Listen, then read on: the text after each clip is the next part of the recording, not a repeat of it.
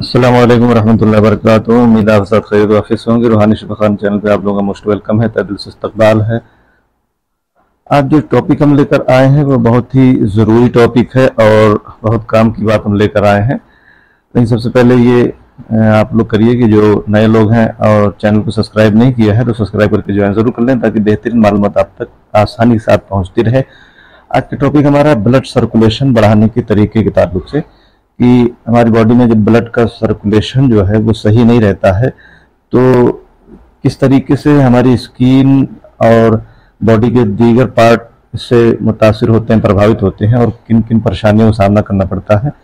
तो शरीर का ब्लड सर्कुलेशन सही ना रहना बहुत सारी बीमारियों को दावत देता है और बहुत सारी प्रॉब्लम खड़ी हो जाती हैं। तो इसे किस तरीके से सही सर्कुलेशन किया जा सकता है और घरेलू नुस्खे और घरेलू उपाय की मदद से किस तरीके से इसे सर्कुलेशन का, इस ताल्लुक से बात करेंगे। शरीर के सभी अंगों को स्वस्थ रखने के लिए शरीर का ब्लड सर्कुलेशन सही रहना बेहद ज़रूरी होता है।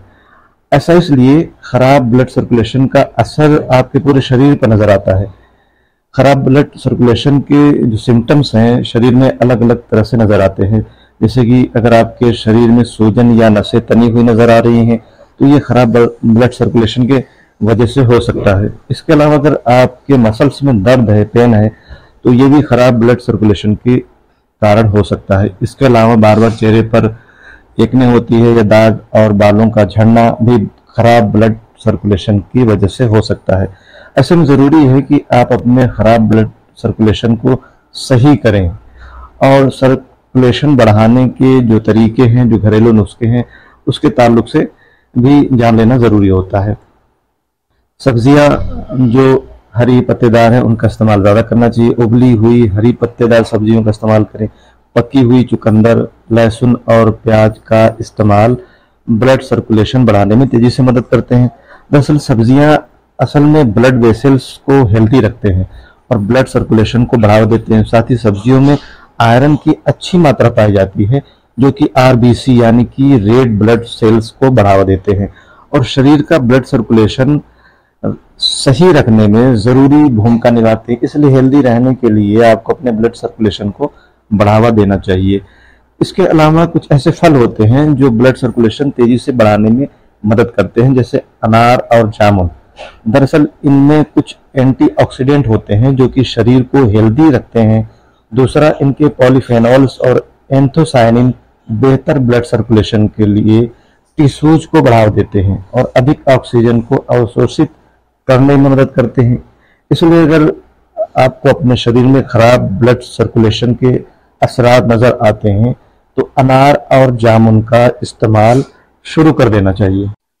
इसके अलावा ओमेगा 3 से भरपूर जो फूड्स होते हैं उनका इस्तेमाल करना चाहिए, जैसे अलसी, अखरोट और बादाम ओमेगा 3 फैटी एसिड से भरपूर होते हैं, जो ब्लड वेसल्स को फैलाते हैं और ब्लड के आसान सर्कुलेशन की परमिशन देते हैं। इसलिए हर किसी को इन फूड्स का इस्तेमाल करना चाहिए। इसके अलावा कोशिश करें कि इन्हें भिगो कर खाएं, क्योंकि इससे इन चीज़ों के फायदे और बढ़ जाते हैं। इसके अलावा आपके शरीर में पानी की मात्रा जितनी ज़्यादा होगी उतना ही आपका ब्लड सर्कुलेशन बेहतर होगा। दरअसल शरीर में खून की मात्रा सही रखने के लिए रोज़ाना दिन में लगभग 2 से 3 लीटर पानी की मात्रा बनाए रखना ज़रूरी है, क्योंकि इससे कम पानी का होना शरीर में डिहाइड्रेशन का कारण बन सकता है और ब्लड प्रेशर सहित ब्लड सर्कुलेशन को मुतासिर करता है। इन तमाम चीज़ों के अलावा आप अपने ब्लड सर्कुलेशन को सही रखने के लिए ज़्यादा से ज़्यादा खुद को एक्टिव रख सकते हैं। साथ ही अगर स्मोकिंग की आदत है तो छोड़ देना चाहिए, क्योंकि ये फेफड़ों की क्षमता को मुतासिर करता है और ख़राब ब्लड सर्कुलेशन का कारण बनता है। तो ब्लड सर्कुलेशन को बेहतर करने के लिए जो ये नुस्खे हमने बताए हैं और जो तरीके बताए हैं उसका इस्तेमाल करके ब्लड सर्कुलेशन को ठीक किया जा सकता है और बहुत सारी दिक्कतों से अपनी बॉडी की हिफाजत की जा सकती है। तो मैं समझता हूँ आज के लिए इतनी मालूमात काफ़ी है। फिर किसी दूसरे इंटरेस्टिंग वीडियो में जल्द मिलेंगे। तब तक अपनी और अपनों की सेहत का खास ख्याल रखें और कैसी लगी आज की जानकारी ये कमेंट करके हमें ज़रूर बताएं। बहुत बहुत शुक्रिया, जज़ाकल्लाह।